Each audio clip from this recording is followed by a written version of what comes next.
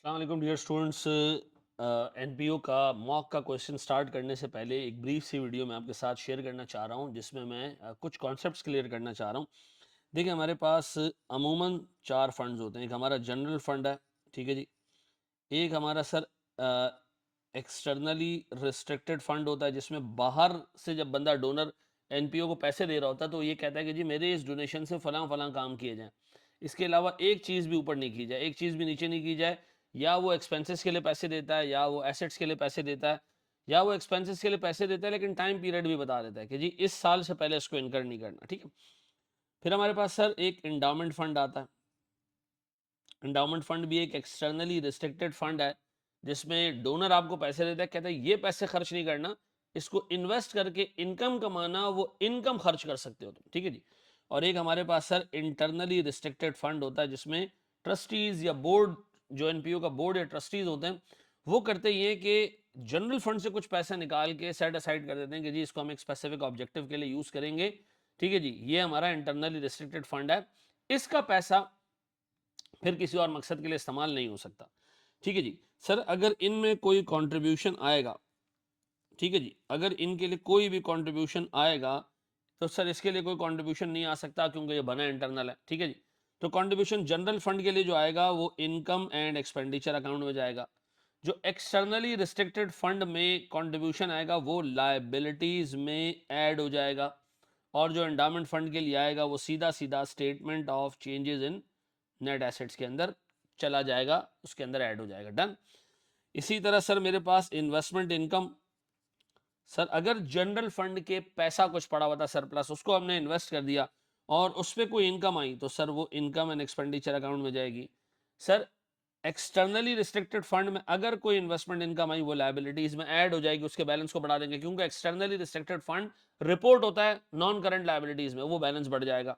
Sir मेरे पास endowment का पैसा, अगर कोई इन्वेस्टमेंट इनकम आती है वो सीधा सीधा statement of changes in net assets में जाएगा, और ये भी statement of changes in net assets के अंदर जाएगा, ठीक है जी। अच्छा, फिर हमारे पास सर एक्सपेंडिचर्स, सर अगर कोई खर्चा हो रहा है, ठीक है जी, कोई खर्चा हो रहा है तो आम तौर पे सर जो खर्चा एक्सटर्नली रिस्ट्रिक्टेड फंड से हो रहा होता है, ये सॉरी जो जन फंड से हो रहा है वो तो जाएगा इनकम एंड एक्सपेंडिचर अकाउंट में, ठीक है जी। सर जो एक्सटर्नली रिस्ट्रिक्टेड फंड का पैसा खर्च हो रहा होता है, ठीक है जी, सर उसको हम फिर देखते हैं रूल्स के हिसाब से, ठीक है जी। रूल्स के हिसाब से क्या मतलब? सर उससे या तो बिल्डिंग बन रही होगी, बिल्डिंग बनेगी तो एक्सटर्नली रिस्ट्रिक्टेड फंड को आहिस्ता आहिस्ता हम अमोर्टाइज करना शुरू करेंगे। अगर वो पैसा एक्सपेंस को पे करने के लिए पे हो रहा है तो एक्सपेंस भी पीएनएल में जाएगा, और सर एक्सटर्नली रिस्ट्रिक्टेड फंड से एक अमाउंट निकाल के हम पीएनएल में डाल देंगे, जैसे गवर्नमेंट ग्रांट्स का हिसाब किताब होता था, ठीक है जी। तो याद आ रहा है, जो गवर्नमेंट ग्रांट की ट्रीटमेंट थी वही रूल्स यहां पर भी अप्लाई होंगे। डन। एंडाउमेंट फंड में अगर कोई एक्सपेंडिचर है तो वो भी statement of changes in net assets में रिपोर्ट होगा। और sir same internally restricted fund का भी हिसाब किताब यही है कि उससे जो पैसा निकलेगा वो statement of changes in net assets में रिपोर्ट होगा, ठीक है जी। फिर सर रिपोर्टिंग, सर ये रिपोर्ट होता है statement of changes in net assets में, ये रिपोर्ट होता है बैलेंस शीट पे लायबिलिटीज में, यानी स्टेटमेंट ऑफ फाइनेंशियल पोजीशन में। सर ये रिपोर्ट होता है statement of changes in net assets में, ये भी रिपोर्ट होता है statement of changes in net assets के अंदर। यानी अगर मैं statement of changes in net assets बनाऊं तो उसमें ये आ रहा होगा, ये आ रहा होगा, ये आ रहा होगा, ये नहीं आ रहा हो, ठीक है जी। ये दिमाग में रखिएगा कि ये नहीं आएगा, ठीक है जी।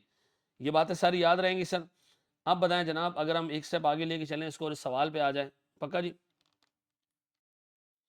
बस एक चीज़ सर इसके लिए याद रखना कि जो हमारे पास एक्सटर्नली रिस्ट्रिक्टेड फंड है, इसमें से जो अमाउंट निकलेगा ना, यानी फंड जो कम होगा, ठीक है जी, रिडक्शन, जो भी इसमें रिडक्शन आएगी विल बी